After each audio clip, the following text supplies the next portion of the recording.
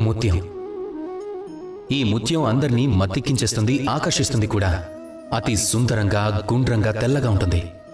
ముత్యాలతో చేసిన ఆభరణాలు, అది ఒకవేళ కిరీటమైనా, స్త్రీల మెడలో ఉండే హారం కావచ్చు, మరింత అందంగా కనిపిస్తాయి, మరింత అందంగా మారుస్తాయి.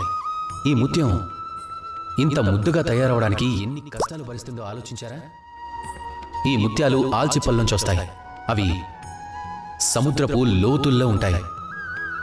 అవి ఎన్ని కష్టాలు అనుభవిస్తాయో. నీటి ఒత్తిడిని భరించాల్సి ఉంటుంది, లవణ జలాన్ని భరించాలి. ఎంత ఒత్తిడిని ఆల్చిప్పలు సహిస్తాయో అంతకు మించిన ఒత్తిడిని ముత్యానికిస్తుంది. ఆ ఒత్తిడి వలన ఇంత అందంగా తయారవుతుంది. ఈ విధంగానే మీరు కూడా మీ శ్రమజీవన సౌందర్యాన్ని, పరాక్రమ సౌందర్యాన్ని ఈ యావత్తు ప్రపంచానికి పంచాలనుకుంటున్నారా? అయితే మీరు కూడా కష్టాన్ని అనుభవించక తప్పదు. జీవితంలో ఎలాంటి కష్టాలొచ్చినా, ఆపదలొచ్చినా, సమస్యలు వచ్చినా సరే వాటిని ముత్యంలా ఒక అవకాశంగా భావించాలి. ఆ ఆపదల ఒత్తిడిలోంచి వస్తే మీరు మేలిమి ముత్యమై మెరుస్తూ ఉంటారు. రండి నాతో ప్రేమగా గొంతు కలపండి. రాధాకృష్ణ.